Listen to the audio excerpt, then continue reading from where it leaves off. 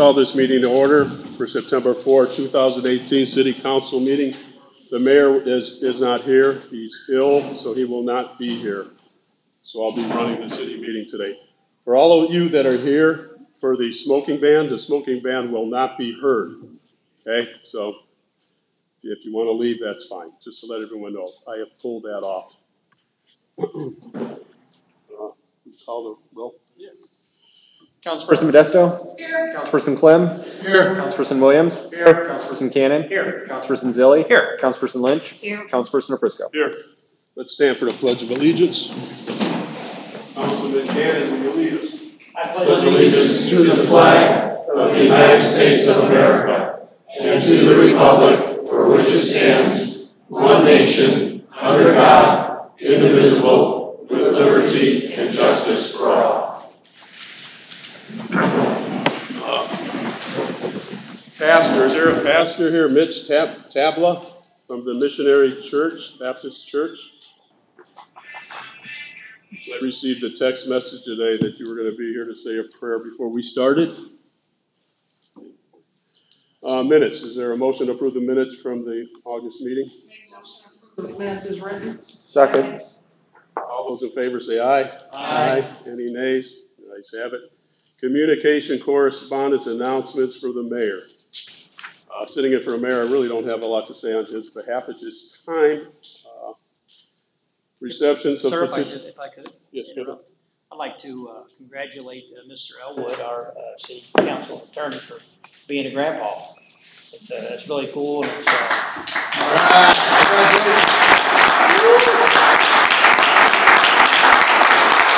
and he certainly should be proud. It's a beautiful baby. And how about our clerk treasurer? I thought that was going to happen, but I didn't have Yep. Friday afternoon, yeah. Friday afternoon, our clerk here and his wife had their fourth child, a baby son. Amen. Grant.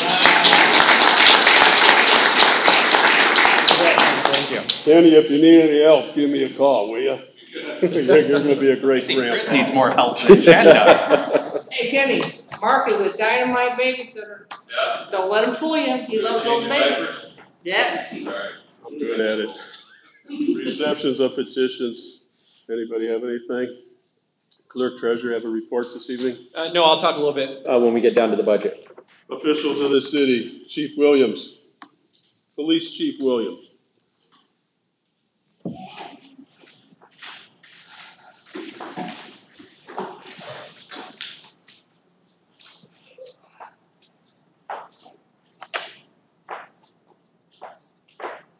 Good evening, how are we doing? Great. Hi, Chief, how are you? Excellent. Let's see, Council President Oprisco, did you get the information that I sent you? Yes, On thank the you. staffing and overtime, do you have any questions? Not at this time, no. Okay, just want to make sure you got it. We all, some other stuff to hand out.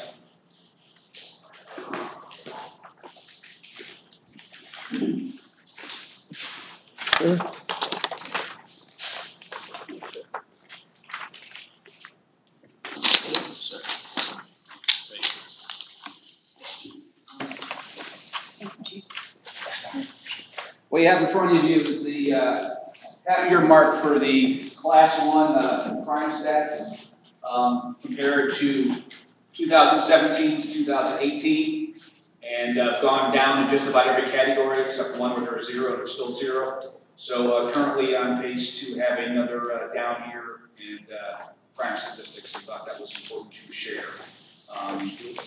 Since 2012, when we took over this police department, this administration, we've got the 5 lowest crime stats in the last 25 years, at least the stats we could find. So we thought that was pretty important to share. Thank you. Very important. Good job. We have 2 officers who will be graduating the academy in mid-November. 2 officers currently on workman's comp. Should be back within 2 to 3 weeks. And we started silent dispatching today to give it a try for the month. We'll do it this month and then meet with our supervisors and our administration and figure out the pros and cons. Big elephant in the room, as I'm sure you've seen the paper. We are currently not being employed by PTS for SROs, and so hopefully at some point we get that work happy to answer any questions you have. Thank you. Thank you, Troy, for all you do. Thank you, Thank you Chief. for the report. Thanks for all Fine your, work. thanks for all your folks here with you as well. Fire chief, is the fire chief in the house this evening? Mr. Pfeiffer, Tom Pfeiffer? Representative? Is there anybody from the fire department? How about the park department? Is Jen Orenberg here or anybody from the park department to report to the city council? How about the street department? I seen Randy Reeder. Thank you, Randy, for attending this evening. Everybody wants raises, but they don't show up to a city council meeting. This is probably the 4th month in a row where I haven't seen anybody from the park department or the fire department. It's embarrassing.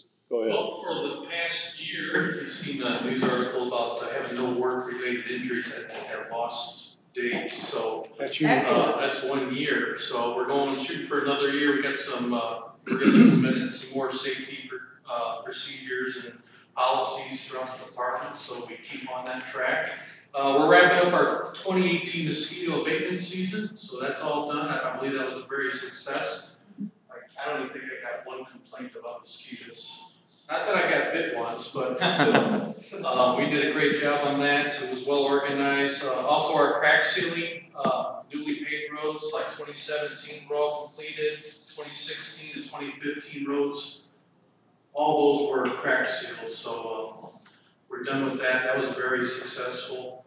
Now we're in the process of probably painting our. We've been in the process since August, painting roads, crosswalks, trailheads. We're going to continue that through the month of September. We're gearing up for leaf season. And then the next thing we're doing is right now doing all proactive maintenance on our snow equipment program. So we're gearing up for that. So, but that's about my report right now. So are you all set up for a leaf pickoff and getting everything in order? I'm already noticing leaves going down in certain parts of the city. I think that the maples are like starting to lose their leaves right now. So, but we are all ready. What about salt? Plenty ordered? Salt, we are on the state bid, so that's all been done and finalized. I think we got about 4,400 tons of the dock. So, Randy, on the safety that you mentioned at the beginning, is that workman comp claims in a year, or? Though there are some small comp claims, you get cut fingers or something in the eye. I mean, those are some of the small ones, but we've got no days that workman's comp is actually paid an employee for being off. That is quite an accomplishment. Yes, that is for the street and sanitation. Especially for the work they do. Yes. Awesome.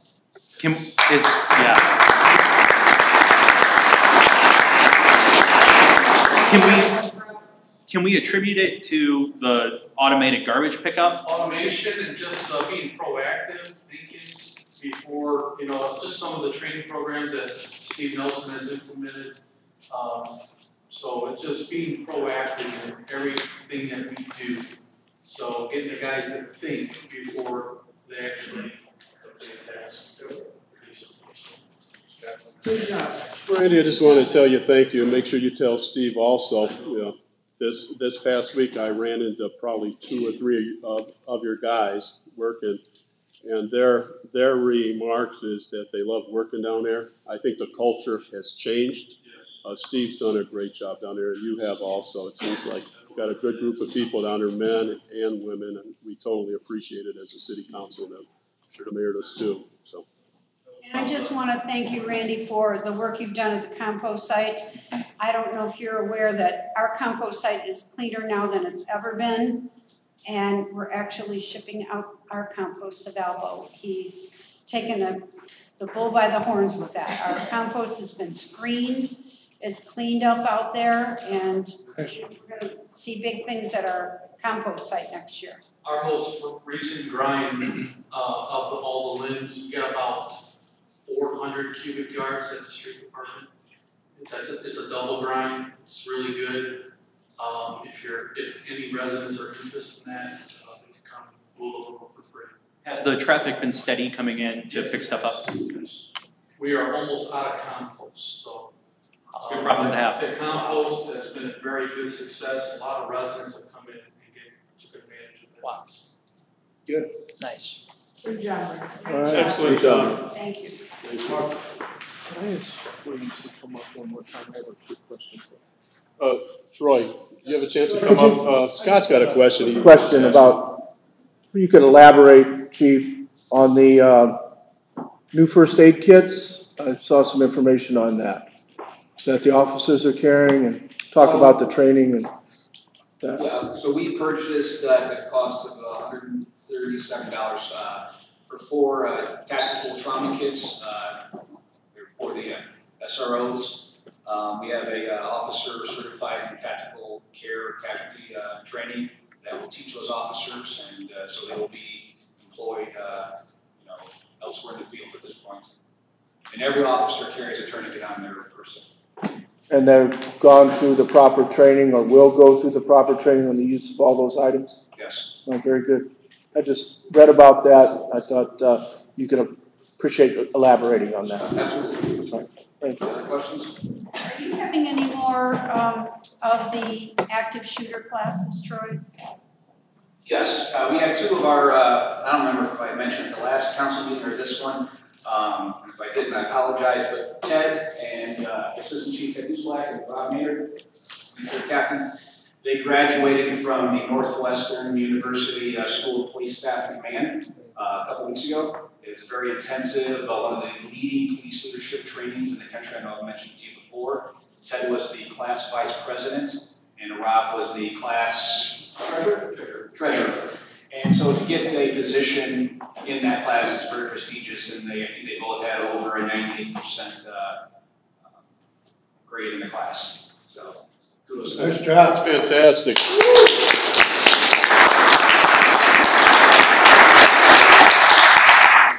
I just want to say, I have taken the active shooter class. It's amazing.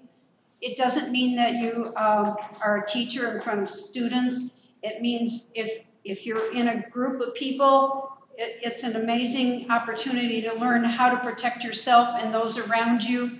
If you are involved in an incident, I learned so much. I would encourage every one of you to go to that class because it was wonderful. I expand a little bit on it. So we had 5 sessions held at the police department. We opened it up to any school personnel from wherever they would want to register to. So from Chicago to LaPorte to Lowell, we had participants in.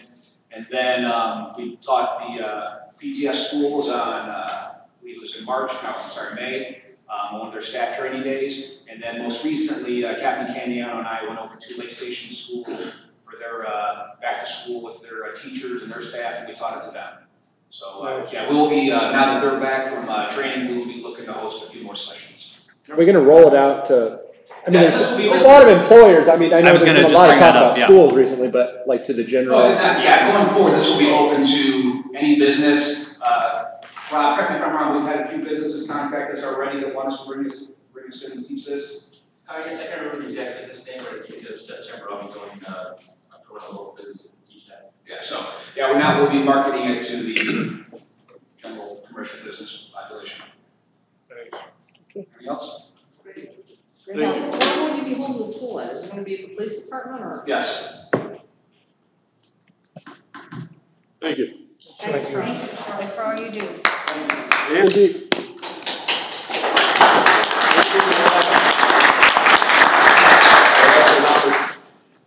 Care to speak and tell us what's going on in the city? Director of Economic Development.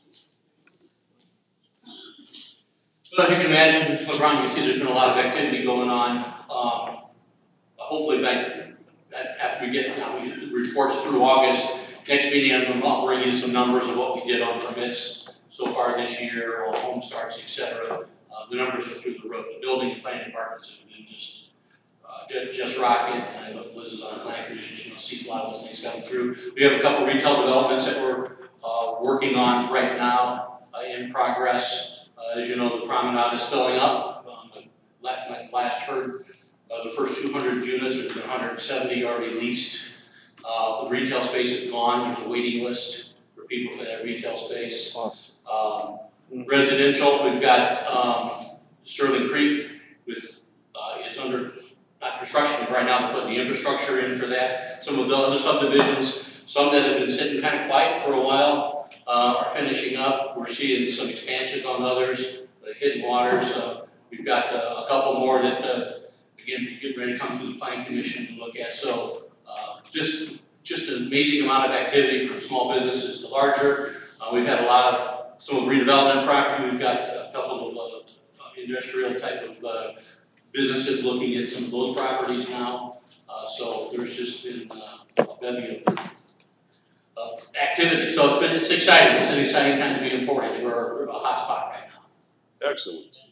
Excellent. So Andy, I had a quick question for you. Yes. When, you may not know the answer to this, when was the last time the city updated like our requirements for like neighborhoods on size of easements and those kind of requirements? Do you know when that was? I couldn't honestly tell you. I mean, I know our master plan is 9 years old now, and we're probably due next year. Probably ought to start thinking about the overall master. But as far as those, I couldn't give you that answer. I could find that out for you. If you could, I appreciate it. Thank you. Thank you, Andrew. Thank you. Thank you, Andy. Thanks, Andy. I think that's it for city officials. Council, does anybody on the council have anything to bring up? Sure. Committees? I do. We're gonna have we had a budget meeting right before, well, our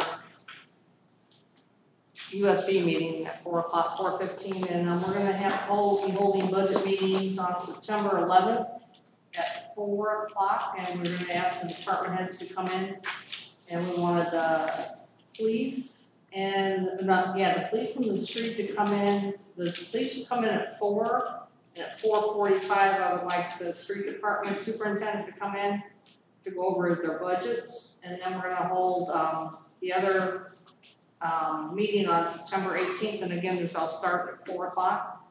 And we're gonna have the fire come in at 4, and then the park department at 4:45 to go over their budgets. And hopefully we have them ready for a completed budget for our October meeting for everybody to vote on. I just now got the mayor's budget proposal. I'm waiting on the salary ordinance. So the reason we're starting late and we have to get it right, push it through is because we've been waiting on the mayor's budget for the last probably 3 or 4 months. I've been asking him for it, reminding him that we have a deadline coming up. And I just received it today by email, an hour before our meeting. So again, I apologize to the department heads that are here that we haven't had these budget meetings before, but we were waiting for his budgets to come in before we could meet with all the department heads. That's it. Great. Thank you for the report. Anybody else? Ordinances, introduction of ordinance A, social media use policy. Ordinance number 18, an ordinance of the city of Portage, Indiana, amending chapter 2 of the municipal code entitled administration. Be it, and it is hereby ordained by the common council of the city of Portage, Indiana as follows. Section 1, ordinance amendment chapter 2 entitled administration shall be amended by a new article 7 entitled social media use policy to read as follows. Article 7, social media use policy. Section 2-200, definitions. Social media means content created by individuals using accessible, expandable, and upgradable publishing technologies through and on the internet. Social media uses many technologies and forms, including social networking, blogs, wikis, photo sharing, video sharing, podcasts, social bookmarking, mashups, widgets, virtual worlds, microblogs, really simple syndication, RSS, and others. Examples of social media include, but are not limited to, Facebook, Twitter, Instagram, YouTube, Periscope, and Flickr. City social media sites mean social media sites, pages, or accounts which a city or any of the officials or employees establishes and maintains for the city, any of its departments or any of its boards, and over which it has control over all postings except for the advertisements or hyperlinks by the social media site's owner, vendors, or partners. Post or posting means information, articles, pictures, videos, or any other form of communication posted on a city's social media site. Commenter means a city official or member of the public who submits a comment for posting in response to the content of a particular city article or social media content. comment means a response to a city article or social media content submitted by the commenter. Section 2-201, official city social media sites. A, the mayor shall authorize the creation of any city social media and designate officials and employees which may post to site prior to the site's creation. B, all city social media sites shall bear the name and or an official logo of the city or the appropriate department board. C, social media sites shall clearly state that such sites are maintained by the city and that the sites comply with the provisions of this article. Whenever possible, a hyperlink to this policy shall be displayed on each city social media site. D, each city social media site shall include an introductory statement and clearly specifies the purpose and topical scope of the social media and social network site. E, each city social media site shall utilize authorized city contact information for account setup, monitoring, and access. The use of personal email accounts or phone numbers by any city official or employees is not allowed for the purpose of setting up, monitoring, or accessing a city media site. Section 2-202 acceptable use. The city's official website at www.ci.portage.in.us or any domain owned by the city shall remain the city's primary means of internet communication. A, city social media sites shall link back to the city's official website for forms, documents, online services, and other information necessary to conduct business with the city. B, every elected official or appointed official and employee of the city shall use only their official city email account at portage-in.com as for all official email communications. C, the mayor shall determine the appropriate level of employee access, which includes what social media each department or individual is approved to use, as well as define their respective capabilities, publish, edit, comment, or view only. D, employer officials representing the city on city social media sites shall conduct themselves at all times as a professional representative of the city in accordance with all city policies and ordinances. E, city social media sites shall adhere to applicable federal and state laws, regulations, and policies. F, any employee or authorized to post on any of the city's social media sites shall not express his or her own personal views or concerns through such posts. Instead, posts on any of the city's social media sites shall only reflect the views of the city. G, post comments or responses on city social media sites, regardless of the commenter, shall not contain any of the following. A, any personal information except for the names of employees whose job duties include being available for contact by the public. B, comments that are unrelated to the purpose and topical scope of the page. C, comments in support of or opposition to political campaigns, candidates, or ballot measures. D, profane language, sexual conduct, pornography, obscenity, or links to any content. Or potential legal claims, lawsuits, or other legal issues. K, defamatory or personal attacks. L, comments which may reasonably interfere with, inhibit, or compromise law enforcement investigations, police tactics, police responses to incidents, and or the safety of police staff and officers. Or M, content that violates the legal ownership interests of any other party. H, comments posted to city social media sites not in conformity with the requirements of this article will be removed as soon as possible and without notice. I, a comment posted by a member of the public on any city social media site is the opinion of the commenter only, and the publication of the comment does not imply endorsement of or agreement by the city, nor do such comments necessarily reflect the opinions or policies of the city. Section 2-203, public records. A, the city acknowledges that city social media sites represent public records and shall act accordingly to preserve those records in accordance with the state statute whenever possible. Let the record show that this was read in its entirety. Move to suspend. Second. Call the roll, clerk treasurer. Councilperson Modesto? No. Councilperson Clem? Yes. Councilperson Williams? No. Councilperson Cannon? Yes. Councilperson Zilli? Yes. Councilperson Lynch? No. Councilperson Aprisco? Yes. Okay, we'll have it next month. for a second reading. Public hearing. The chair declares a public hearing, the 2019 budget. Councilperson Modesto. Notice to taxpayers. Public hearing date set for today. Chris, do I have to read all this stuff? I would read the estimated, I'd read the totals, I guess, on the bottom of that Okay, I page. would read the estimated civil max levy is $17,490,694. Property tax cap credit estimate is $1,631,407. And this is a notice to the taxpayers. Make a motion to approve. There's nothing to approve, it's just not accept public comment. Is there any comment from any of the folks sitting out there in the audience for? Is there any comment against? Let that be first reading. Public hearing, the chair closes the public hearing on the 2019 budget. The chair will open the public hearing on vacate of utility easement for NIPSCO substation. Ordinance number 18, an ordinance of the city of Portage, Indiana, vacating public utility easement.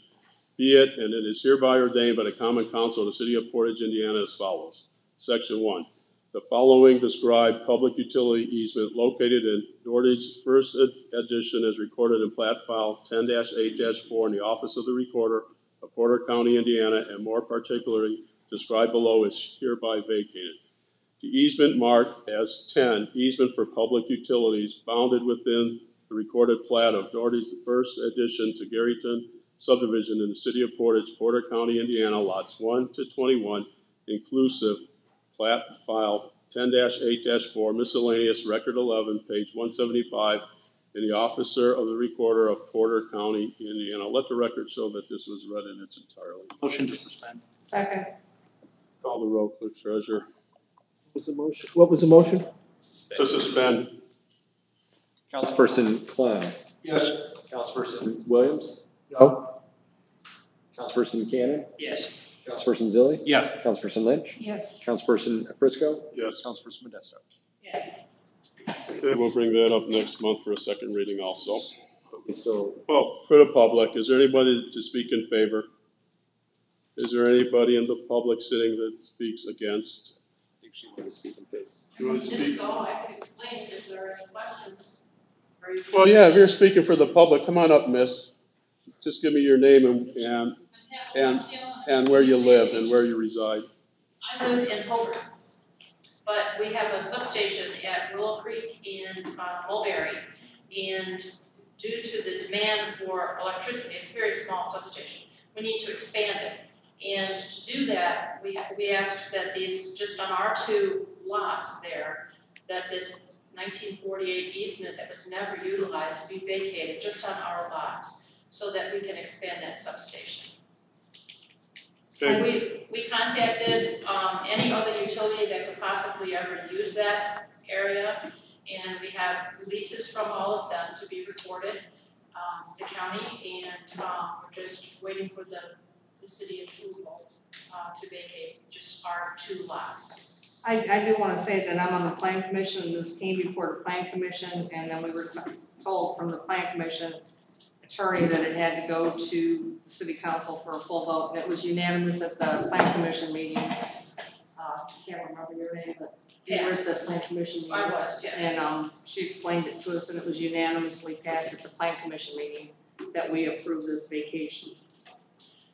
And we've been working on it since June. I understand there are various departments to go through, but we have submitted a lot of different documentation that we were asked to provide. So we're just trying to get it cleared so that we can build that substation to meet the public demand. What was your last name again? Locascio, Spell it for me. LOCASCIO. And this is basically to improve that site so that the west side and all the city, doesn't that cover most of the city? That substation? Yeah. Doesn't have power outages. Would it be similar to what was being done at Fallen Timbers and Airport? We are expanding a lot of substations due to demand.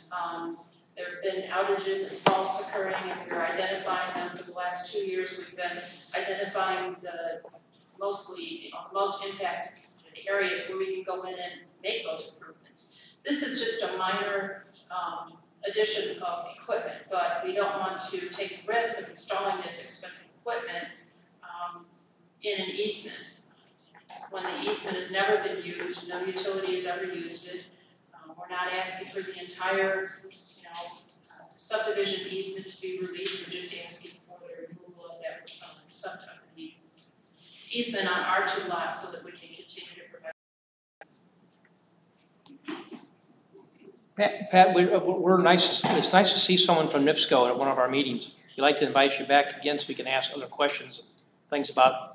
We've had some difficulties contacting someone from NIPSCO in the past. All of us have in all of our districts. So. Really?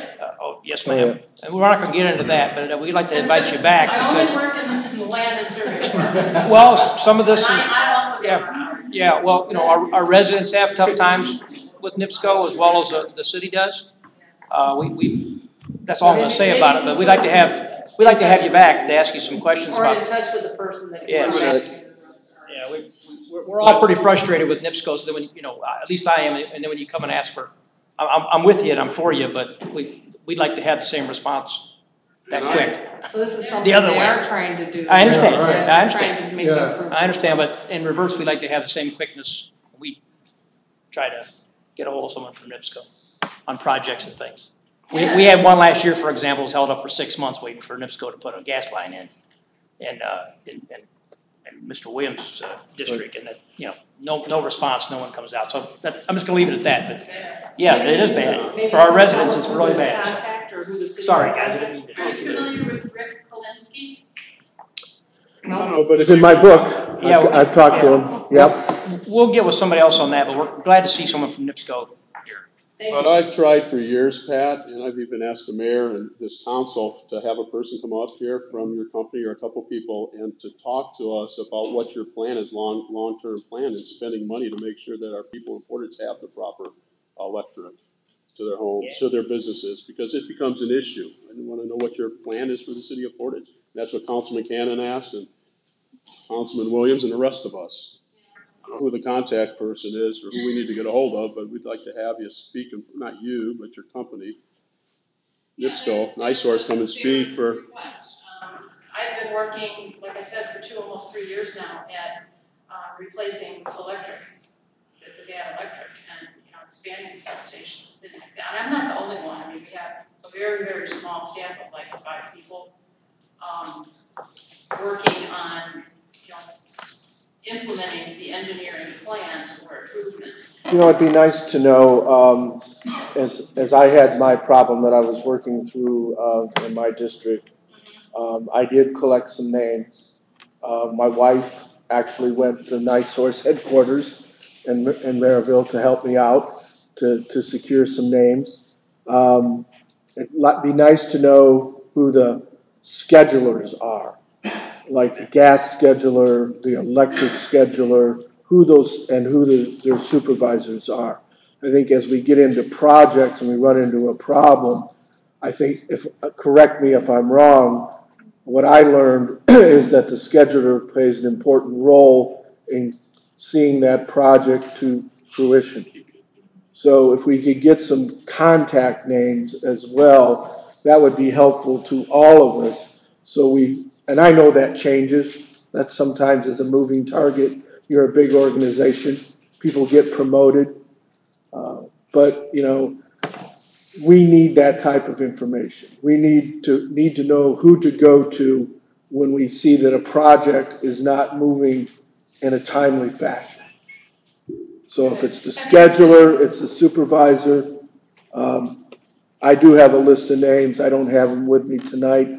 I don't have them all committed to memory, but as I was working through that project, as I stated, I was able to gather some names. So, it's obviously it's a lot of infrastructure projects, things like that, new gas lines, new electrical lines, whatever. I think all of us can benefit from those contact names. Typically, we try to have everything come through that central person at the top for public affairs, and that in this area is really. And that's been, quite frankly, that public affairs contact hasn't always been, I'll use the word cooperative. I think ever since Jim Fitzer's left, we've had a problem. I'm not trying to throw NIPSCO under the bus, but if you were in our shoes, it was extremely. I've been on the development side. Yeah, it's extremely frustrating. Yes, You know, it is. So to Councilor Frisco's comments, I'd like to add on to that. We have a lot of new subdivisions. I think our community director just mentioned that when you heard that. And we don't even know if there's a plan for that. Is there a need for a new substation? Is there a need for, we don't know what that plan is for all the expansion in the city. As well as we have stuff going on the north side of the city. We don't, there's no one to contact. We have a tough time even at our redevelopment commission getting in touch with someone for NIPSCO. It takes 3 to 4 weeks for a call back and things. I think with a city our size, I think we should be able to get a little bit more respect, I think, for NIPSCO than we're getting. Well, yeah, there should be better communication. And, if not one person, at least a chain that is identified that. But they have a road closed for nearly 6 months because of a gas line, and what it does to our residents trying to get them out of their subdivision to work, that's just unacceptable to me. 6 months to put a gas line in. I mean, I just don't how that happens.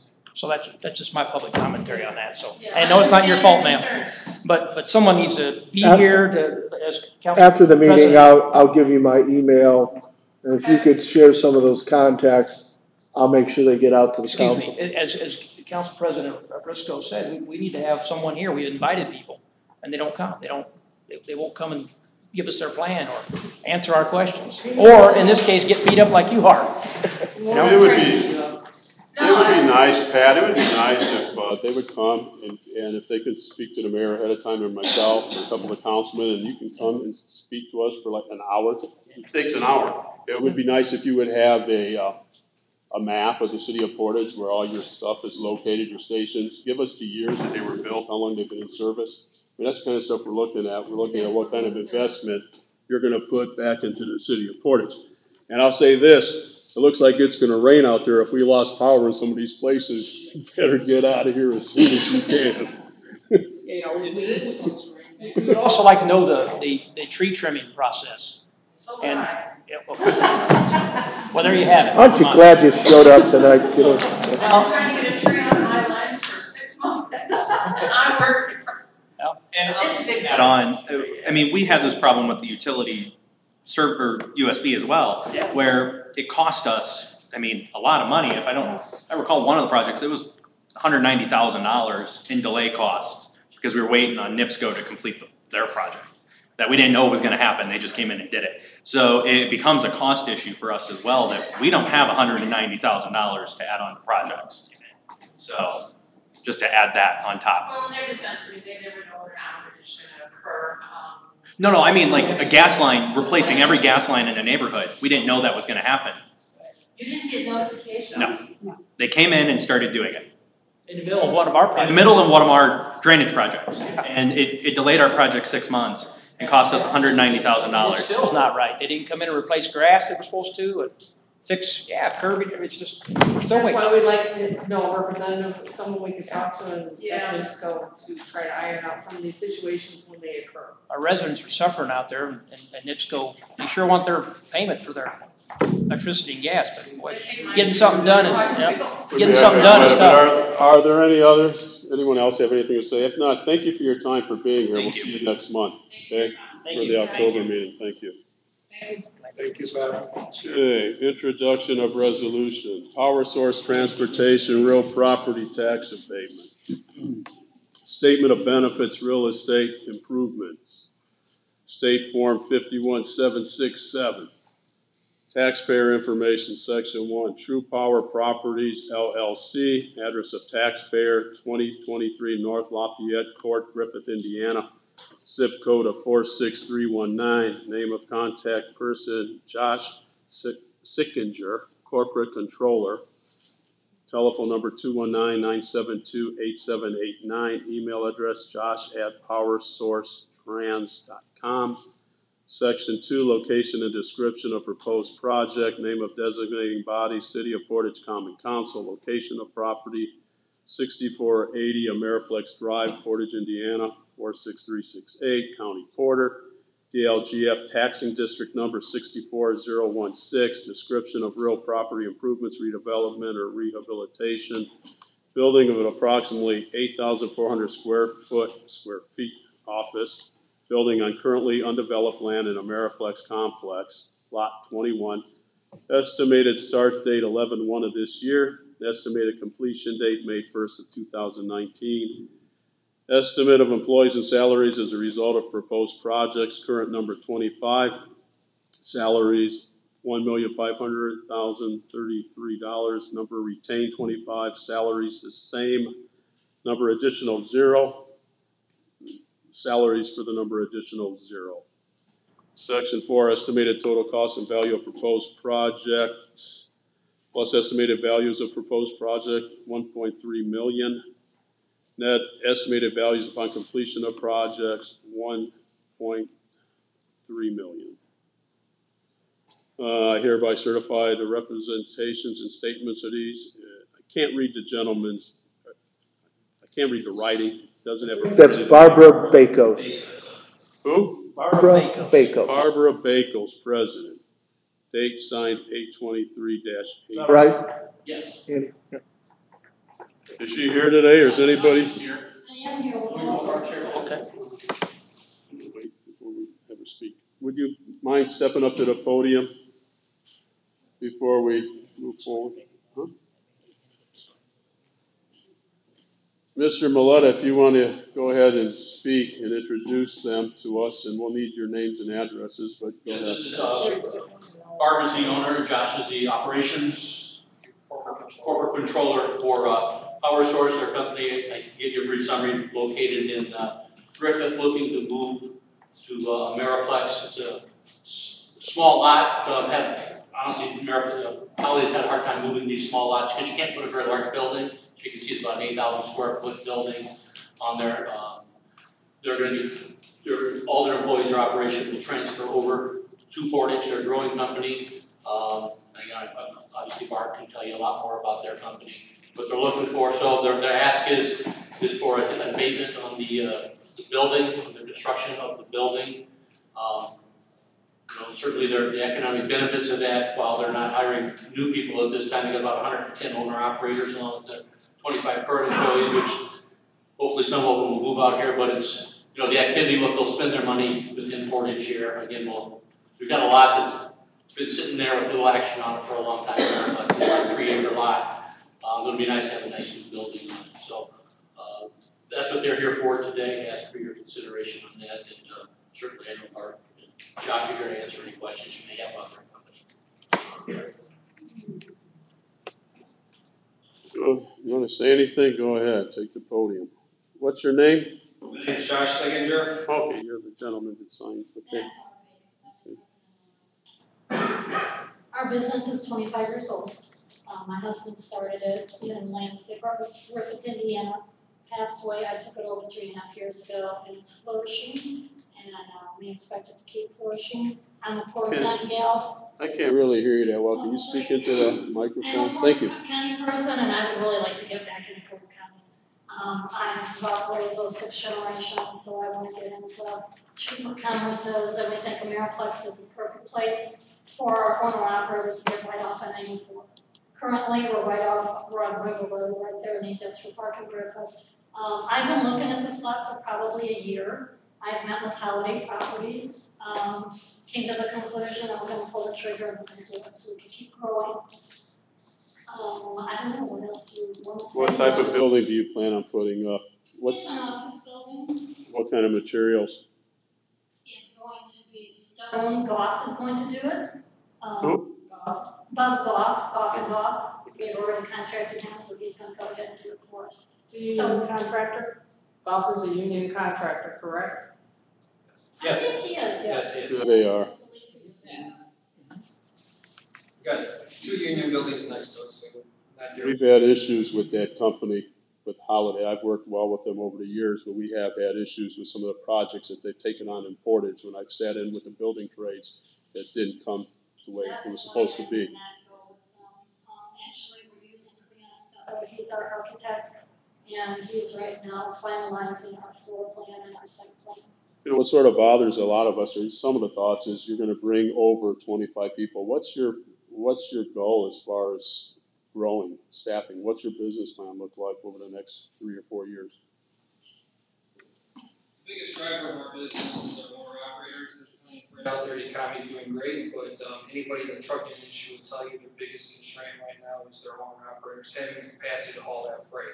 So that really drives our business. I mean, if we could lease on another 100 trucks, we could keep those trucks busy. So part of the reason why we want to come to Porter County is we feel that as owner operators come in, first of all, in our new building, we're going to have a much nicer facility for them. We're going to have a laundry where they can do a laundry. There's going to be a separate room where they can watch TV. We feel the Miraplex complex, if that's where we locate, you know, it has some great hotels, the Bass Pro right there. You know, a lot of truck drivers love, you know, the outdoor, that type of thing. So we feel like it's a very good location for these owner operators. So if we can grow our owner operators, that in turn will grow our business. So that's kind of what's all dependent on, and that's why we decided to make this change in addition to wanting to be in the Porter County community. So if we can continue to grow those owner operators, there will be additional jobs from the sales department, from the dispatch, you know, and that flows through to the safety department, the accounting department, etc. The 25 employees that you do have, what are their roles? What type of jobs are they doing? Our main building is set up with administration, safety, accounting, dispatch, sales, and recruiting. So How many people is going to be in this office working out of your office? the 25. The 25, We would be picking up our location completely from Griffith and move, you know, whether it be Portage or somewhere in the Porter County. The owner operators are 48 states and Canada, so I mean, they travel in and out. It's not like we have the trucks there all the time. We move entertainment, we move Broadway shows, Cirque du Soleil shows, four-dimensional. I mean, we do a lot of special moving, but the drivers are not company owned, they're not in there all the time, but they come and go. So when they do come and go, you know, they're gonna use restaurants. When our new orientation people come in, we have to house those. I do appreciate that you guys have a lot more housing facilities when these guys come in for hotels than we have over in Griffith, for sure. So then basically you're pretty much going to stay then the same with your 25 people with an office space of 8,400 square feet. You don't see yourself growing as far as your 25. No, we vary. I mean, we've been up to 28 employees. I mean, you know, the standard employees, you may talk to more employees than we have right now, but mostly it's owner operators. Are you willing to sign a project labor agreement? I haven't seen the paperwork that we normally send out. Chris, do you have it? We have Whatever I have is in Dropbox. Okay, I didn't see the paperwork for it that we normally send out with our tax abatements. The big, long, I think it's like 5-6 pages long where you answer all the questions on it. It's in there. Is it? Okay, did you say you would sign a project labor agreement in that document? Andy, I guess help me out. I've got that here, if you look at that, I believe so. I don't want to say without. It's question 45. Question 45.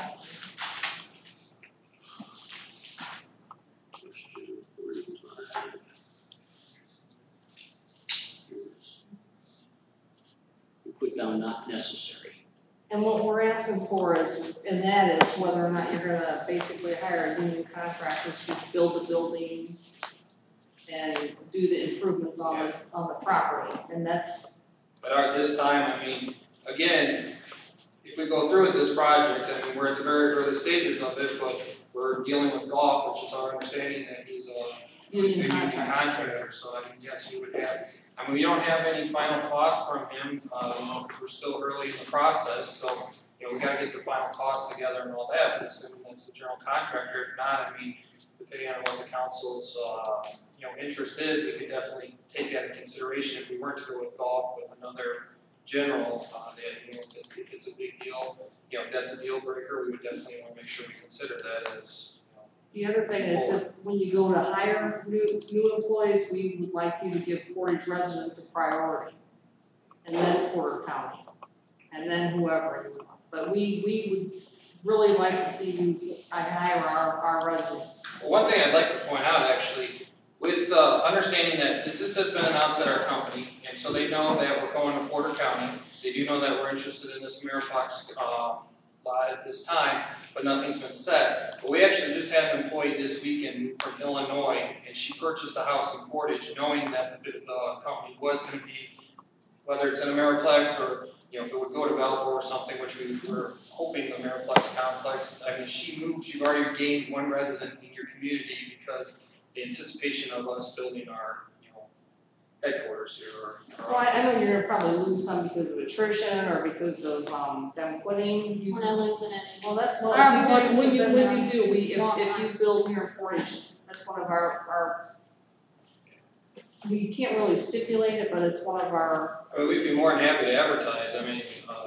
That we definitely want to advertise in Portage, Portage and Port County. Obviously, we're looking for people that are close, involved in the community, and you know, will want to grow with our business. We don't want somebody that's driving 45 minutes to work because you know you're overcoming a large negative just to get them incentivized to want to work. So you know, somebody that works in the community, lives in the community, is usually, I mean, it's no guarantee, but it's probably going to end up being a long-term employee. We also want you to use veterans right off the bat. Veterans. And that's part of our, that's one of our requirements for. Good point. Sue, do you have anything, or Colin? No, I was gonna bring up veterans, but I John think did. everybody's We have a addressed veterans everything. preference. Is there a motion on the floor by anyone? Isn't there a resolution on this thing? You read it. I think Oh, you read that? Yeah, I read it. We didn't make a motion on it. I'll make a motion to approve. Second. Call the roll. Councilperson, I think we're down to Williams. Yes. Councilperson Cannon. Yes. Councilperson Zilli. Yes. Councilperson Lynch. Yes. Councilperson Modesto. Yes. Councilperson Clay. Yes. Councilperson Frisco. Yes. Thank you very much. Thanks, guys. They're also seeking a personal property exemption. Yeah. You can sit. Make a motion to approve the personal property. I'm gonna have to read it. It's gonna be. You gonna read it? Yeah. It's gonna be for the record, yeah. I think you just have to read like the beginning of it. You don't have to read the whole thing. Okay. Statement of benefits, personal property. Section 1, power source. The address is same as the past. Name of the designated body, City of Portage Common Council. Location, 6480 Ameriplex Drive, Portage, Indiana. County Porter, DLGF Taxing District 64016. Section 3 is the same as the other. Section 4, estimated total cost and value of proposed project. Current values for IT. Cost $144,913, assessed value $43,474, plus estimated values of proposed projects. Cost $100,000, assessed value $30,000, less values of any property being replaced. Cost $100,000, assessed value $30,000. Net estimated values upon completion of project. Cost $144,913, assessed value $43,474. Signed by Barbara once again on 8/24/18. Motion to adopt. Second. Call the roll. Councilperson Cannon. Yes. Councilperson Zilli. Yes. Councilperson Lynch. Yes. Councilperson Modesto. Yes. Councilperson Clay. Yes. Councilperson Williams. Yes. Councilperson Yes. Okay, welcome to Portage. We wish you the best of Thank luck. you all very much. Just make I sure you will add have to your it, contractors. if I might, in Ameriplex, being a plan development, there are developmental standards for that building. I guarantee the plan commission, and Kurt will make sure that that building fits with the other buildings in that complex. Yes. All right. Thank you. Thank you. Okay, thank you, Andy. Thanks, Andy. Good job. That's off of here. We're not doing that one. Item number C, the Nutty Group, that's gonna be pulled off the agenda, correct? They did not submit. No, they're here. I was gonna, pulled it off this morning when we got their paperwork. I sent that out today. Yeah. Yeah, You got it? I have a chance, okay. Somebody want to take that one? yes. Go ahead. Okay, the section 1, statement of benefits for personal property, B Nutty LLC, the address is 8762 Louisiana Street, Suite R, Maryville, Indiana, 46410. Name of contact person is Joy Tompkins, location of property is 6370 Ameriplex Drive, Portage, Indiana, 46368, county corridor, taxing, DLGF, taxing district is 64016. Description of manufacturing equipment, there's various descriptions on here, so I won't read all of them. The start date is not on here for some reason, but the completion date is 12/2019, and IT equipment, they will be installing on 6/2019. Current number of employees, 9, salaries 250,000. Number of retained, 9, salaries 250,000. Number of additional employees would be 30, salaries of 600,000. Current value of manufacturing equipment is 240,000. Manufacturing plus estimated values of proposed project would be 500,000. Logistic equipment would be 31,000, and IT equipment would be 5,000 and 10,000 for the cost. Make a motion to adopt. Second. Somebody want to speak on behalf of B Nutty, are they here? Yeah, they are here, Joy and Carol are here, you'd like to come up. So B Nutty, I did send a summary out, and I apologize, it came late, we had a little snafu with our emails on receiving the SB1. It was founded by Joy a little over 4 years ago. Started as a fundraiser for sports. She started making peanut butter, and the kids were selling the peanut butter as a fundraiser. And it's grown into this fabulous business located in Maryville. So 4 years later, they're in multiple Stratton Van Til stores. They just received a contract to be put in 1,600 Walmarts, I believe, as well as they're making their 5th appearance on QVC. So they have a tremendous product. Again, they're looking to move into a 16,000 square foot building in Ameriplex. The abatement they're asked for is for their personal property, some of the equipment that they're going to bring in. By that move, that allows them to expand to be able to get these orders that are coming in. So it's really exciting. This is a fast-growing young company. I don't know if you've tried their product, if you've seen it. That's what I was just going to ask the two ladies. They do have some for you. All right, bring them up here. So, again, just a great company. We're really excited when we first started talking to them about their wanting to locate here in Portage, and it's just fabulous. Wow. To have. We prepared. We did. Okay, now this isn't a bribe or anything. I did tell them wait till after the vote. So these are some of our gourmet flavors. This is our totally toffee peanut butter, our irresistible pretzel with white chocolate and pretzels. Oh, the one good thing is you're going to grow by 30 employees, and I really want to see that mark hit. As a matter of fact, if the numbers are right, you can do 30. Or you could even go beyond that just to keep your company growing. But I mean, when you're going into the markets that you are with these major chains, with Walmart, I truly believe you'll have 30 more employees, if not more. Yes, absolutely. Yeah, it is a great story. Thank you. We're excited to grow here in Portage. In fact, over the summer, we brought in about 30 seasonal and part-time employees to fulfill the first order for Walmart. But we hired mostly college students and people that we knew, asking them to please help us. We ran 24-hour production for about 8 weeks, and we realized we have to move into a bigger space. Really excited to found this spot in Portage up for us, and we're looking to hire our workforce right here. When do you expect to hit that 30 mark? Once you get going? We expect to start hiring as soon as we can get into the space, get the permits approved, and get the kitchen built out. So we'll start hiring immediately. We'll hire 10 employees right away. We're bringing our existing 9 with us. Once we the Walmart orders solidify, like I said, we just did the initial order. We went into 1,600 stores about a month ago. They're getting ready to place a reorder, and now they're looking at an additional 1,600 stores. So as that continues to grow, and again, with the great support we've got in the community from Wiseway Grocers and from Stratton Van Til, we're already present at all the Stratton Van Til stores. So as we continue to grow, that workforce will continue to expand.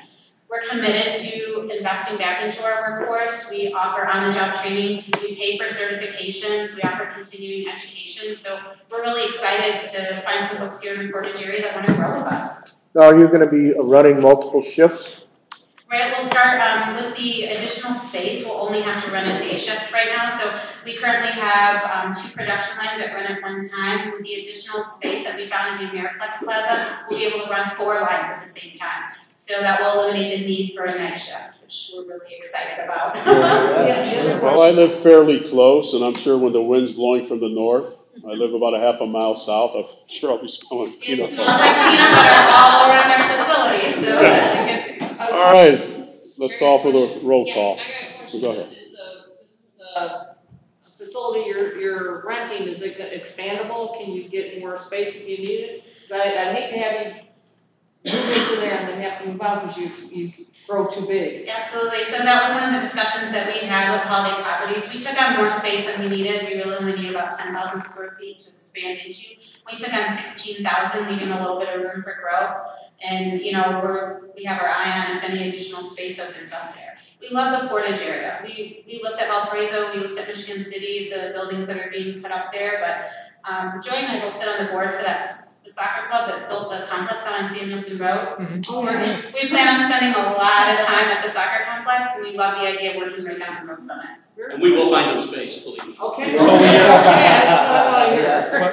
So are you moving from Maryville to us? Leaving Correct. Maryville behind? We would be leaving Maryville and moving our entire operation into Portage. So Where do you guys live at? So on the side of your bottle or can here, it'll say Portage instead of Maryville? It will say Portage, Indiana. Okay. And so I live in Chesterton and Joy's in Valparaiso, so we're both already in Portage County. Okay, well, welcome to Portage. Can we let's call for the roll call. Councilperson Zilli? Yes. Councilperson Lynch? Yes. Councilperson Modesto?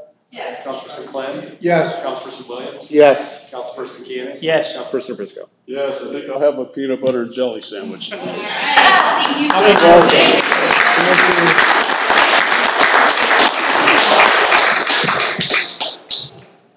So, Councilperson Briscoe, can we get a committee put together? Councilperson Williams and I were talking about this today. A committee together to look at tax abatements, to see how we can raise the bar on some of these abatement requests. I know we had one that just came through with 0 new employees, and how can we, work together? I know Andy's working real hard and giving him some additional criteria or guidelines for some of these abatement requests, because the Be Nutty, those are the types of businesses we should be incentivizing. And Power Source, we're very happy to have you, but these are our taxpayer dollars that we're giving out. We got to, hopefully we're reserving those for businesses that are offering job opportunities to Portage residents. So is there a possibility to get a committee or something together to study abatements and how we offer them? Definitely, yeah, without a question. And it wouldn't be a bad idea. I know every year they do a form, a CF1, which describes what they've done. But it'd be good to do some type of an audit, just in case, because when you say that you're going to have 30 jobs just taking the last tax abatement, do they truly bring 30 new jobs to the community, or they only bring 5 or 6? I don't believe that the city currently has a true auditing system that's really actual, where you have people on the site looking at their finances. Well, without question. If possible, I mean, I think that would be a good role for that committee, is to review those. I think it's and bring recommendations to us. And that form, I mean, it's a 60-question form, and I think half of the questions don't make sense. And I mean, at the end of the day, it's taxpayer dollars we're giving out as, I'll sit on that committee. So we gotta treat it like it's taxpayer dollars. I was on the original committee when we adopted that form, so it took us like 4 years to come up with the form. I'll have some dialogue with the council. I'm not going to appoint that this evening. Okay, I don't think it's fair to do that. So that we could have discussions. I could have discussions with some of the council members, and then of course I'll talk with Andy to make sure, because he'll be an integral part of that. Let's clarify, there might be a little bit of difference in philosophy here. I don't believe that we're giving away tax dollar to anybody. We're just not receiving it for 5 years. Let's not say. So everyone here that's paying taxes, you're giving their money. Yeah. Let's not say we're giving.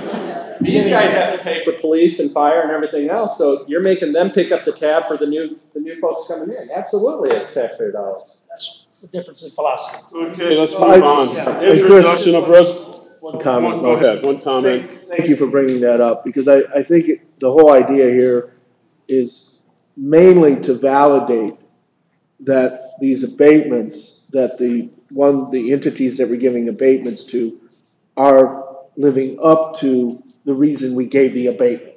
Yeah, so we want to validate that. Yeah. They, like Mark said, they said they're gonna create 50 jobs. Yeah, that's what I'm more interested in. How many jobs do they Was truly create? You know, are they factual, or did the person coming in here give us a song and dance and lie to us? I mean, that's the bottom line. Be truthful, try to work those numbers out. I know at times when the economy's soft, there could be issues, but at the same time, when they tell us they're bringing an X amount of jobs, I expect those. And I think everyone in city council that I've worked with is the same. Okay, Marina Shores Lot 7, real property abatement, statement of benefits, real estate improvements, Section 1, Marina Shores at Dunes Harbor LLC, Section 2, City of Portage Common Council, location of property, Lot 7AB, Marina Shores at Dune Harbor, Porter, construction of a paired villa, DLGF Taxing District 016, estimated start date September 6, 2018, completion date May 31st, 2019. Section 3, estimate of employees are all non-applicable. Estimated total cost and value of proposed project. Current values cost $70,000 plus estimated values of proposed projects $295,000. Net estimated values upon completion of projects, $365,000, signed by David Bresnahan, owner, Marina Shores, 8/14 of 18. Is there a motion? Motion to adopt. Second. Any comments from the council? Call the roll, please. Councilperson Lynch? No. Councilperson Modesto? No. Councilperson Clem? Yes. Councilperson Williams? Yes. Councilperson Cannon? Yes. Councilperson Zilli? No. Councilperson Aprisco? Yes.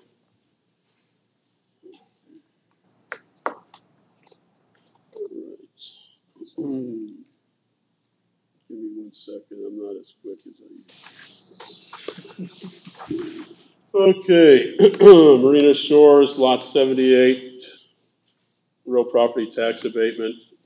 Section 1 and Section 1 is similar to the past one. Section 2, City of Portage Common Council, location of property, Lot 78, A, B, and C, Marina Shores at Dune Harbor, County Porter, DLGF Taxing District 16, construction of a 3-unit townhome building. Section 3 is non-applicable.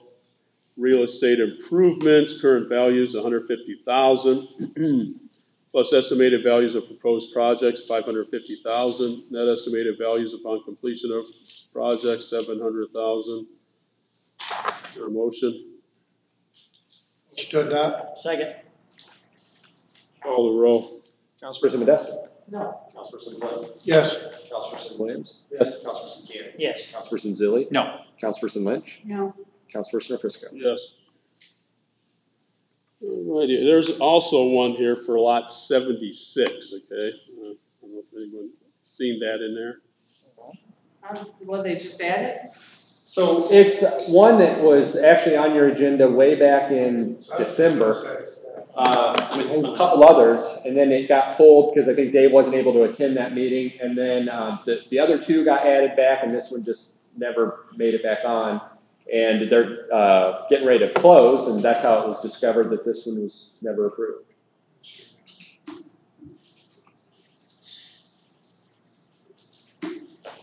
Alrighty, statement of benefits, real estate improvements. Section 1 is the same as the previous two. Section 2, differences, location of property, lot 76, Marina Shores at Dunes Harbor. Same information. Section 3 is non-applicable. Section 4, current values of real estate improvements, a cost of $130,000, plus estimated values of proposed projects, $500,000. Net estimated values upon completion of projects, $730,000. Is it a single family? So it's a 3-unit townhome. Move to adopt. For a second. Second. Okay. It's interesting, you know, when you look at this, the city council back a year and a half ago or so for that area. That area was hard pressed in 2007 and 2008 when the market in the whole states, in the whole United States suffered in residential and so forth. And years back, going back, I don't know, 18, 20 years ago, not that far, I guess. I don't know how long Fagan's been off here. But that property had an assessed value added to it. And that property out there was vacant for a lot of years. Nobody built homes. And this council sometime back, a year and a half ago or so, we decided to give them tax abatements on homes. And it's good to see that area flourishing. I'll be quite honest with you. It's nice to see homes being built there. And to me, this is a benefit with the South Shore Station right across the street. People are moving there, and it's grown. Like I said, it was a depressed area for years. Any other comments? How many lots have you had? Go. Oh, here, Dave, you want to come up? Sorry, I didn't introduce you, but this is the owner, one of the owners, right? Or are you the single owner? Dave Resdan, developer. I have partners also. In the first 12 months of the tax abatement, and I'll back up, I've crisscrossed the country, being a part of different types of investment property. And we've never asked for a tax abatement in any community that we've been to. This one has been unique because it needed a kickstart. It needed something to encourage people to build, because 2008, 2009 was a severe depression and it scarred that neighborhood. So that's one of the reasons why we acted. It wasn't for us, it was to encourage homeowners to build, and it would bring revenue to the city sooner than if it wasn't there. And it definitely helps a home buyer in making the home decision buying process consider Marina Shores if they have that added benefit. We sold 4 home sites in the first 12 months of the tax abatement. In the last 6 months, we've sold 9. So now we're starting to see that acceleration, because as people drive through the neighborhood, they see rooftops. They believe it's going to make it. And that's made a huge difference. So I'm encouraged and enjoy seeing the new homers come in, because they're excited to come into Marina Shores and they want to meet their neighbors. And I met with someone today that just, put a hold on a lot, and he wants to go through and search for different types of builders. And as he sees other homes being built, that's what brings the energy and the excitement to the marina. And our marina's full. It's just we need to fill up the vacant lots. And I appreciate you guys with the tax abatement. It's been a huge help. It expires April 30th. I know that. I remind everybody of that. It's part of our marketing campaign. And that hopefully encourages some sense of urgency. Because that's one of the problems there. There is no sense of urgency. When people see a lot of empty lots, they would rather buy the last few lots as opposed to... Make sure it develops. Correct. Yeah. And we're getting there. We're not quite there yet, but we're getting closer. We're a lot closer now than we were a year ago. And the tax abatement is only one thing. The double track on the South Shore, that helps. All the boats filled within the slips, of course, that helps. Having a restaurant that's open, that helps. There's a lot of things that contribute to that. But the tax abatement is something, and it's not a 5-year complete abatement. It's, a lot of people misunderstand that. I mean, it's 100% in year 1, 80, 60, 40, 20. So it's not a full, the city will start receiving money, but you're gonna get it sooner because now more people are building. So, thank you. Thanks. Thank you. Thank you. Okay, you're going to call the vote. Councilperson Flynn. Yes. Councilperson Williams. Yes. Councilperson Keenan. Yes. Councilperson Zilli. No. Councilperson Lynch. No. No. Councilperson Modesto. Councilperson Nabrisco. Yes. Business, unfinished business. Anybody have anything? New business. Just like to make a couple comments here, during the first reading on the social media. I'm going to ask Troy. Troy, can you want to step forward? I want to talk to you. Social media, Facebook, the city, Facebook. Is that your Facebook? Are you the person in charge of that, or is somebody else? It was there when we took over. It had roughly around 1,000 likes, close to 20,000 now. one of the reasons that I did this ordinance, and we're gonna hear it next month, is because some of the stuff that's been posted on the police Facebook. There's kids in the audience. When the F word is used constantly and it's not monitored, there's no filters. Are there filters? When we see there's an issue, we take it down.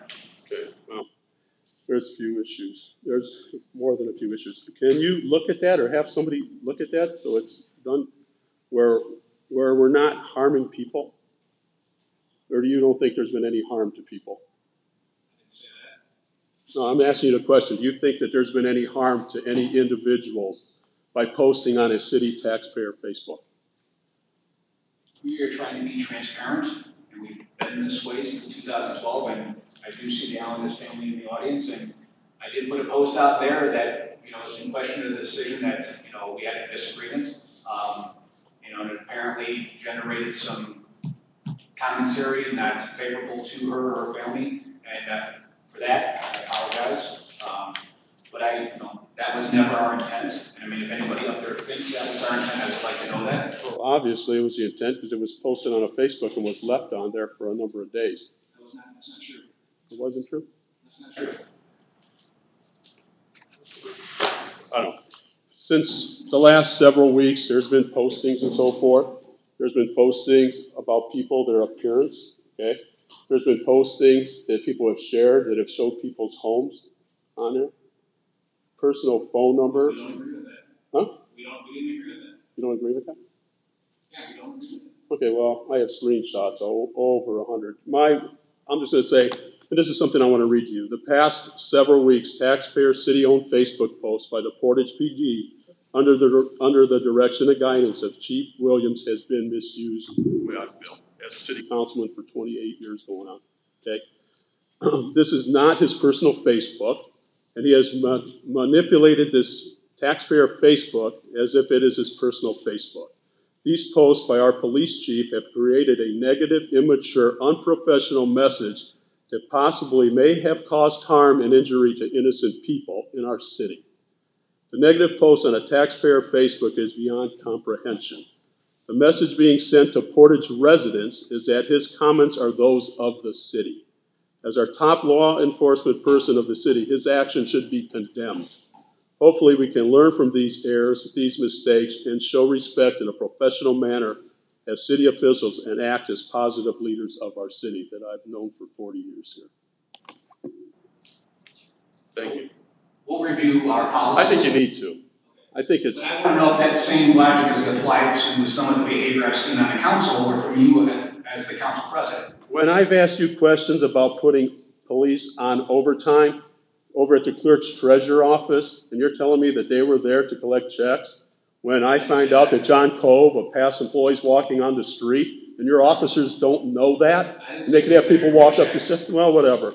When somebody asks, when there's posts that are shared, Superintendent Allen's house is shown on there with her cell phone, and she asked for a police officer to be on there, on her property, and they don't show up, but yet we could send a police officer to Hammond to follow our mayor. We could sit police officers by his house. Come on, it's ridiculous. It's horrible. It's not the way to treat people. That's all I have. Anything else? No. Notice to taxpayers. There isn't any receptions of remonstrances, public input, and any other business. Does anybody want to come and speak? You have 3 minutes to speak, okay? I will take one at a time, okay? Give your name and where you live, where you reside. I'm Sally Krowski, I live at 2130. I'm sorry, I couldn't hear you. Sally Krowski, I live at 2130 Maple Road. This is the first time I get to be in the same room with the chief. So I'd like to introduce myself. We did have some correspondence back and forth when I introduced myself by sending him a message that I was Amanda Allen as his mother. On August 17th, I arrived at my daughter's home behind 3 cars that were cruising past her house. I found her outside waiting for the Portage Police Department. She was upset. She stated that she had attempted to just call the chief or had texted the chief because of a post that was placed on the Portage Police Department Facebook page that had ignited some followers regarding a school board approved school safety plan change. Her address, her personal information was on the page, and that's why she contacted the police and also contacted Troy. As I went to the Facebook page, I could not believe the post that I saw. Whomever the admin is on this page, her address was indeed there, the phone number, a picture of her home, people spouting vulgar, obscene remarks about her and her family were allowed to stay on this website. People shared this repeatedly over and over and over again to their own pages. They screenshotted this information and continued to share it. I then continued to watch the cars parade past her house. People were in their driveways, and someone took a picture of her home.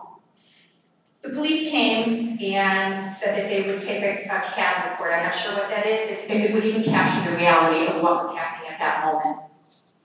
Moments later, I heard a one-sided conversation with Amanda and Officer Williams stating that, how could you state that I don't care about students? I would never defame you in this way. She paused and then stated, whether it's your intention or not, Troy, I have cars driving past my house. County is going to send someone here. I have 2 small girls. They are scared. Troy, it is a yes or no answer. Will you remove the post? Troy, it is a yes or no answer. Will you take this off of Facebook? My daughters are scared. The conversation ended and I asked her, what did he say? She said, he said he was going to think about it. He did indeed at about 5:44. He took down that post and replaced it with a post stating that he could not condone personal information or attacks being shared on Facebook. However, the damage was done, the sharing was done, and he replaced it with that post that then kept things going. Kept comments coming. More of the same. At 6:08 p.m., I sent him another message introducing myself as Amanda's mother. I thanked him for taking down the post. I told him I hope the traffic past her home would decrease and that no harm would come to my daughter or her family.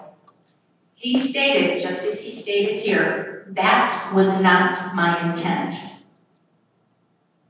It was interesting to hear him state that again here tonight. I watched my granddaughters worry. What my daughter doesn't know is that the oldest one was wringing her hands. The youngest one was pacing. This is the first time I'm saying that to her. They were worried about their mom. They were worried about themselves.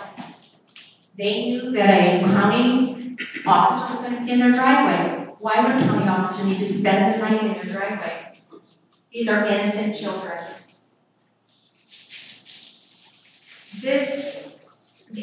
When you think about 2 innocent little girls terrified because of unethical actions by the chief of police on social media acting as a cyberbully. A short time later, one of the Facebook followers whose initials were JD reposted the screenshot from the original page in the original thread. I then sent another message to Troy, letting him know that it was there, and I asked him to consider deleting the post, his post, and to not replace it with an alternate post to stop the frenzy because things were going to escalate. He responded, I deleted it. He did delete JD's post, however, he left his post up and the verbal assault continued. Sharing continued. With his consent, I would say. Let's fast forward to date. It's 19 days later. There are still things being stated on the Portage Police Department webpage. I don't know who monitors it. I don't know who the administrator is for it, but there is still this going on. This is harassment. This is public harassment. This is encouragement of public harassment. You don't And in fact, he's gotten quite savvy at posting something, getting everybody going back and removing his original post. But I can assure you, it is not gone unnoticed, and it has not gone undocumented. Again, 19 long days. My biggest fear is the lasting effects this is going to have on my 11-year-old and 8-year-old granddaughters. The police chief's job is not to cause a riot, even on Facebook, not to encourage or allow posts that threaten a family, to incite rage, confusion, disorder. Why? To exert overreach into the business of educating the children of Portage and South Haven at the expense of a family. It might be worth mentioning here that about 2 to 4 days into all of this, I did contact the mayor, who was very supportive of Chief Troy Williams' actions on Facebook, stating that we use social media.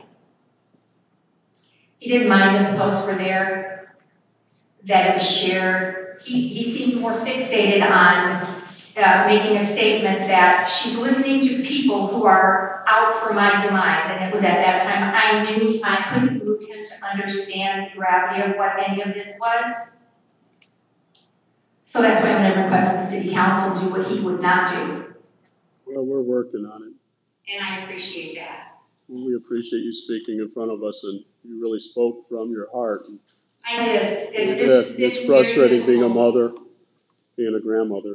It's been difficult, and to see things be shared in this way, and an interview with the NRA and things like that. And the interview with the NRA was very frustrating because it's not like it's not like the Porter County Sheriff's Department or the state police carry squirt guns. Mm-hmm. They carry real handguns. Mm-hmm. They can carry real guns too. Right. I work in Chicago, and people are working at University of Chicago Medical Center. People are hearing about this. They don't know my relationship, but they're hearing about Portage in a very negative way, and I feel bad for people who've come up here to talk about bringing their businesses here and wanting to grow their businesses here, and to hear what a leader of this community has done in the past 19 days. So thank you very much.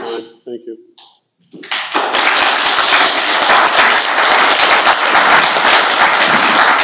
Please give your name and your address. 2130 Pool Road, Tim Korowski, the father of the superintendent. The past 19 days have been a nightmare. The police chief has been using the city social media pages to make personal attacks on my daughter, and that is unethical. To say she doesn't care about student safety is ludicrous. No educator can be involved in education unless they care about kids. And he knows that. His wife is an educator. I'm asking this council to take social media out of the hands of this police chief for his irresponsible and unethical acts so that no other family endures what we have.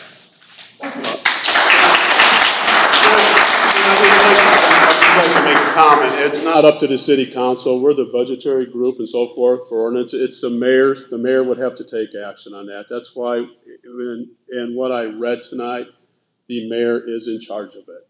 He is in charge of the city, the administration. So hopefully he'll watch the YouTube tonight, or This has got to stop. I agree. We know it's not stopping yet.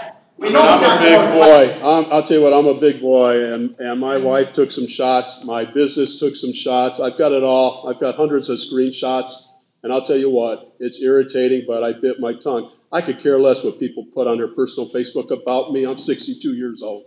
Doesn't bother me whatsoever. But when it becomes a taxpayer base that everyone in this audience that lives in Portage is paying for it, it's horrible. Not the way children, I see the children, not the way they should grow up.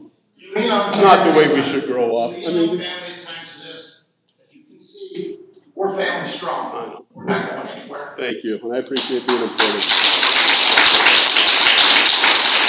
All right, anybody else feel like coming up to the podium and speaking? Go ahead, miss.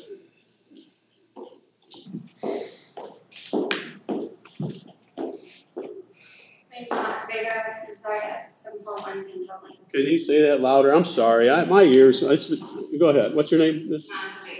And where do you live? 741 Pinto Lane. Which lane? Pinto. Duck Creek. Salt Creek? Duck Creek. Duck Creek. Okay, go ahead, miss. Portage Police Department Facebook page stated that Mayor Snyder and the Police Chief Troy Williams will be hosting a town hall meeting tomorrow to discuss the school safety topic. From my understanding, the school safety program is under the complete authority of the Portage Township School Board, which means Snyder and Williams have no decision-making power to control, to make any changes. This meeting is being advertised as being to promote true transparency to answer questions. If the meeting's intent was actually for true transparency, then all parties involved, mayor, police chief, and school board, would be hosting the meeting to truthfully answer the questions. My question to you is, why is the city allowing Chief Williams and Mayor Snyder to use city building resources and money to host what is called the safety town hall meeting without the right parties involved? That's up to the mayor. The mayor decided to call in the Chief Williams. I mean, that's not our call on the city council, it's the administration, and the chief has a right to do that, so. Okay? Thank you. Yeah. Thank you. Next person, come on up, Bob. Bob, give your address once again. I know Mr. Hallman, Bob Hallman. 317 Wood Street, Portage. My complaint, I've already addressed with City Hall as well as my councilman to no avail. But I have a squatter living next door to my house at 3017 Wood Street. He's been ordered out of the house. He keeps coming back with no water in the house, no electric, no gas. Got a spliced extension cord coming through a backyard that hasn't been mowed this year. That's, to me, is a fire hazard, is a fire issue. He's got animals he brought back to the house that's not got food or water. Doesn't look like there's any kind of taken care of. Got windows busted out in the house and the door that's been kicked in. Building department can't do nothing. Code enforcement seems to have more concern about taking down rummage sale signs for law-abiding tax-paying citizens than they worry about a breeding ground for rodents in this backyard. Have you called the code enforcer, Bob? Oh yeah, I've actually talked to John Schwartz. As a matter of fact, I got an inspection report from Porter County Health Department. This has been going on since November of last year. This report actually says that owner can enter home to do repairs, but occupancy cannot be granted until water and service is installed. And it says right here that it's a function of the city of Portage, which the city of Portage doesn't seem to function. You know, animal control is a problem, building department, code enforcement,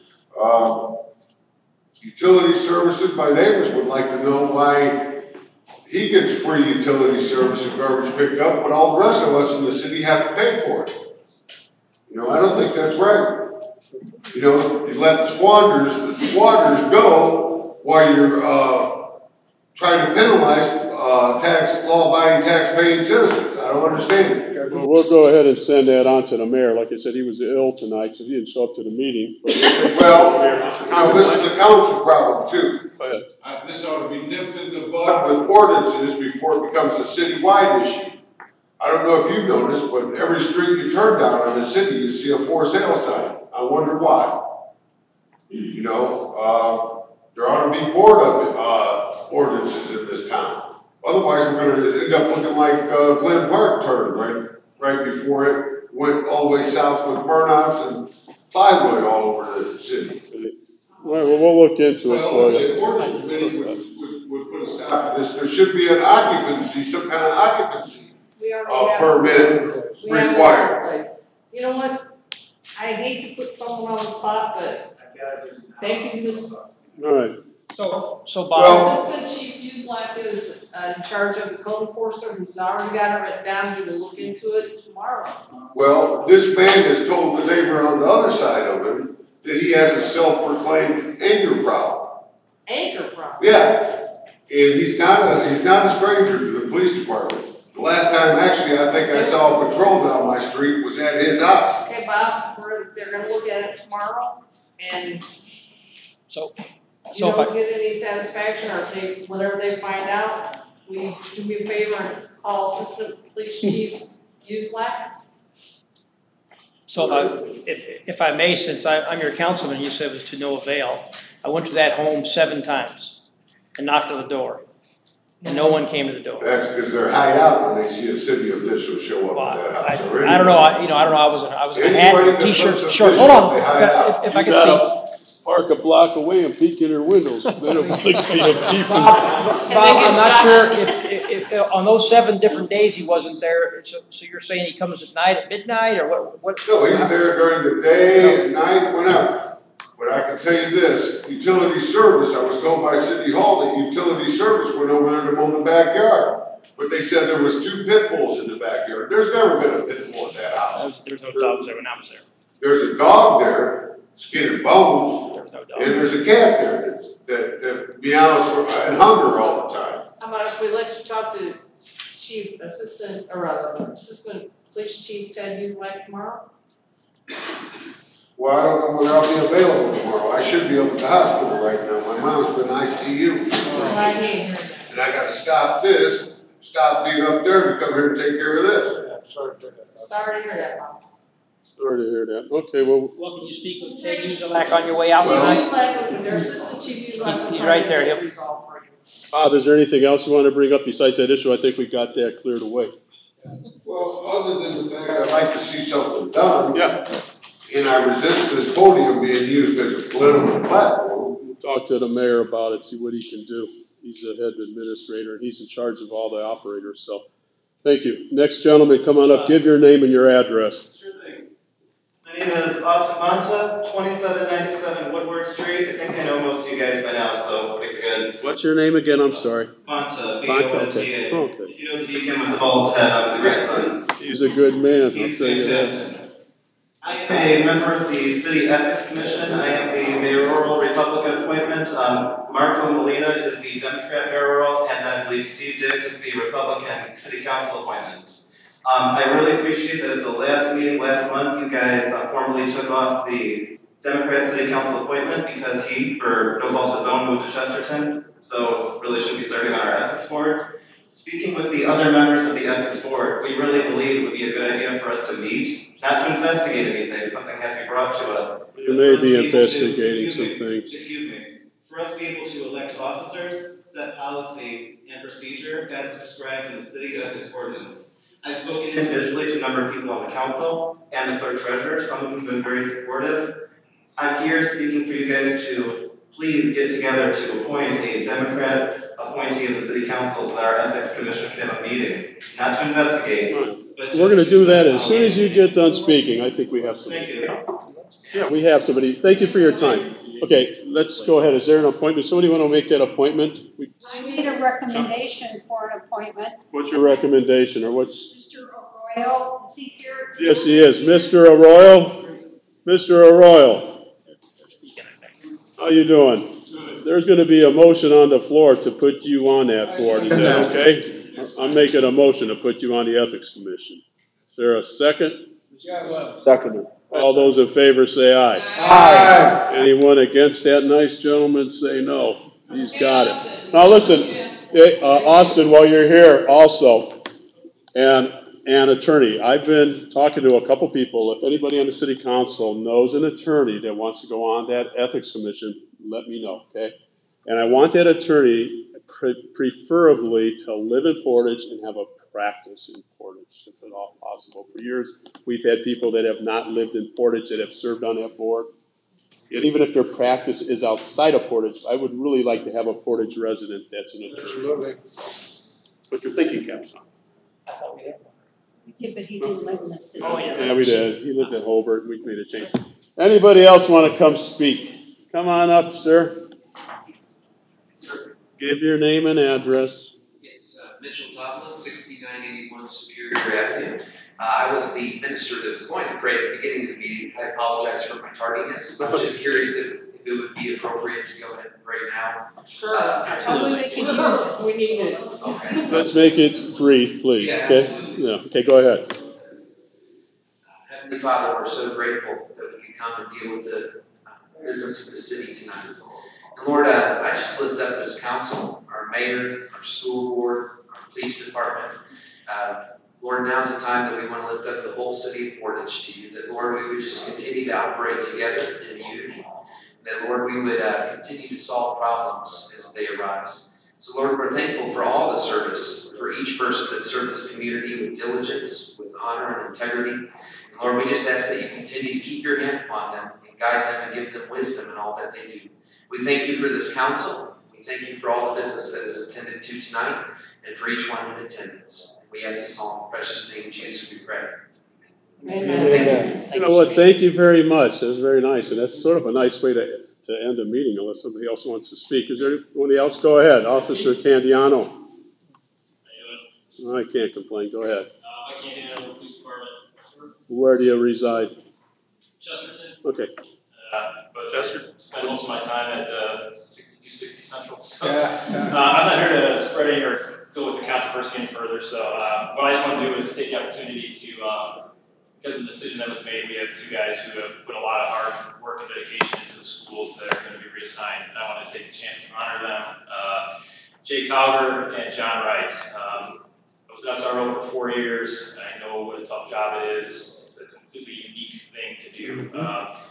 Not everybody's cut out to do it, and quite frankly, a lot of guys don't want to do it because it's kind of a tough thing.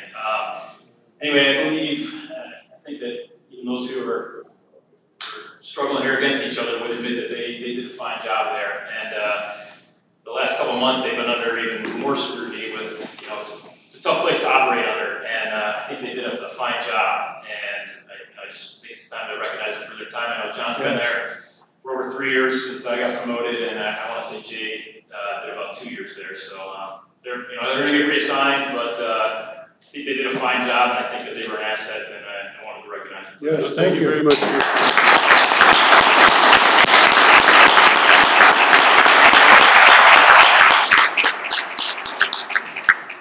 I'd just like to, is there anyone else in the audience that would like to speak?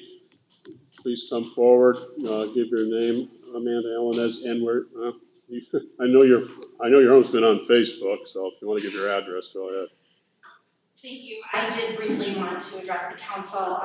Much like Captain Candiano just mentioned, we have been privileged as a school district to have Portage police officers in our school as school resource officers. What has transpired, if I may use Chief Williams' words to the Post-Tribune, is disgraceful. The disgrace comes from the fact that the accountability is lacking in what has unfolded. So as I share with you what has transpired, I just want to mention that over the past months, there have been many apologies stated to myself as well as to my administrative team on behalf of the Chief of Police and also the Mayor for actions, lack of communication, posts on social media that are inappropriate, that are defaming, and that really have created a sense of fear in our community. Sensationalizing student discipline issues that, quite honestly, nationwide are not sensationalized in other communities, and hiding behind the facade of transparency. So as I stated in Chief Troy Williams' words, it is disgraceful. But again, the accountability is lacking. I sat with the Chief of Police on multiple occasions, along with Captain Candiano and my administrative team. I also had the privilege of sitting with Captain Candiano and the Mayor the day before student orientation. And during those times, I was asked, why am I not accepting the additional officers? And I have expressed, and I continue to express, that the lack of trust, the lack of true collaboration, and the continued misuse of social media that portrays our students and our school district are absolutely uncalled for and something that I will not continue to promote in any way, shape, or form. Because of this, they did share with me that there would be a community outrage, and they delivered. They surely did. I assure you this, it does not break the backbone of this community, the school system, the largest employer in this community. We have obligations as leaders. We have obligations to those that we serve, to include the students, the community, the families, and it's disheartening in many ways to hear that true transparency is what is trying to be reached. I will tell you that my decision to remove all SROs under the current provisions of Portage PD came after Officer Wright and Officer Cowper, no fault of their own, never completed the full rotation of their schedule this year. Officer Wright was to go between Portage High School East and Portage High School West. He was directed by the Chief of Police to stay east. Officer Cowper was to go between Willow Creek and Bagley. He was directed by the Chief of Police to only stay at Willow Creek. This is unacceptable. It is a deviation from what was agreed upon with Captain Candiano in the room, Lieutenant Edwards from the Sheriff's Department, and my district director for security. The Chief of Police and the Mayor, I hope someday, sometime soon, that we can start to rebuild and repair the relationships, but I assure you this, it will happen under new administration before I consider that. I want Portage officers involved. I always have wanted Portage officers involved. They truly are great individuals. But I will not stand for the defaming of the school district. I will not stand for the collaboration that is one-sided. And although time and time again I have been accused of not giving in any way, shape, or form, if you recall on June 13th, the school security and safety plan that was passed by the school board, it was specifically to go through the county. When I learned the mayor and the chief of police would not allow Portage officers to participate unless it was on a full-time basis, I had met with Chief Williams and Captain Candiano in my office. They specifically asked to reinstate the 2 full-time officers. Before the end of the day, that was done. Before the end of the day, that was done. They forget that. And who I'm speaking of is the mayor and the chief. I do not, in any way, shape, or form, want this to continue. I have done my very best to honor my obligations as a superintendent of this school district and also as a community member who sends my children to these schools.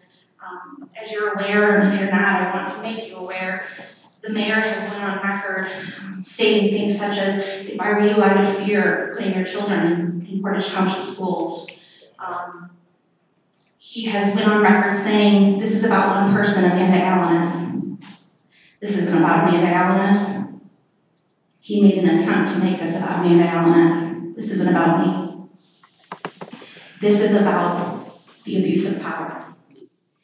This, let me tell you,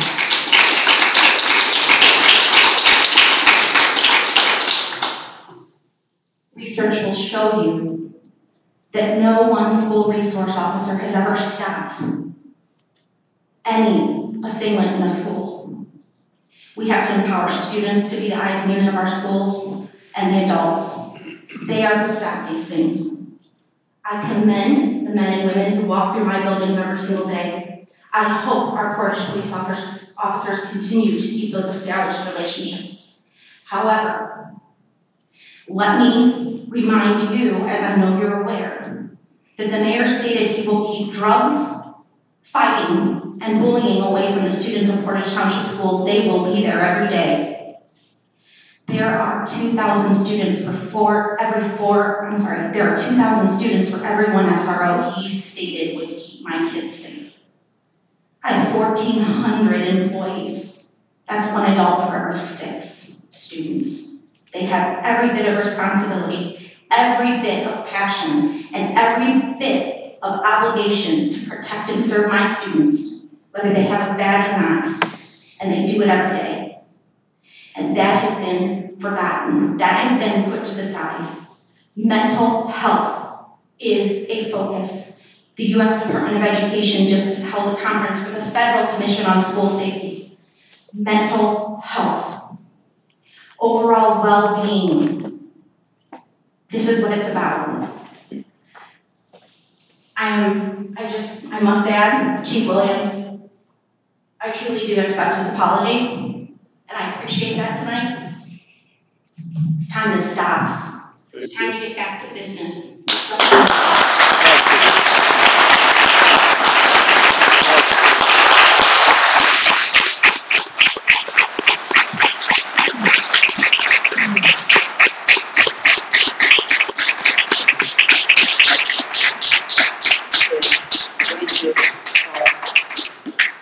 Other speaker, and that's my wife. She's on the board, the school board. She is not running for re-election. But before she speaks, I just want to make one comment. Thank you for your time coming here tonight. You're the head of the schools. The superintendent, you're a young female that's got a lot on your plate. And I'll tell you what, if the city Facebook, police department Facebook does not come down tonight, it'd be a travesty, Troy. I am not the mayor, but I'm telling you what. To take your Facebook down and give a public apology. I just want to make a comment here. What she had mentioned was an article that was written in the Post this past Friday. I didn't get a chance to comment, and I see Mike's in the audience, okay? In January of 2017, I went up into the mayor's office with this gentleman here, Councilman Cannon. We asked the mayor in his office to resign due to his 3 federal indictments. His answer was not. The last, going on the past year and a half, has been nothing but a struggle. In 28 years, going on 28 years in this city council, I've never seen a travesty that has taken place in this city. It's sad. It's sad. It's disheartening. I had nothing to do with the school resource officers. The article she's talking about, Mr. Gonzalez, Mike Gonzalez wrote this.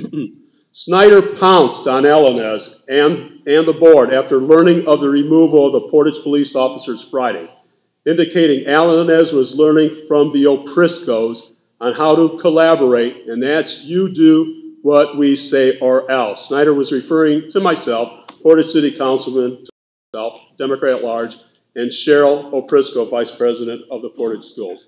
Nothing to do, never had no dialogue with the mayor. It's fake news, it's a lie. It's a travesty, and I'm tired of it. You know, get up and shake your head. It's a travesty. Travesty. Travesty, travesty, travesty. That's all I have to say. Hopefully he resigns. Go ahead. Give your name and your address. Hello, my name is Cheryl O'Prisco, and I do live at 6485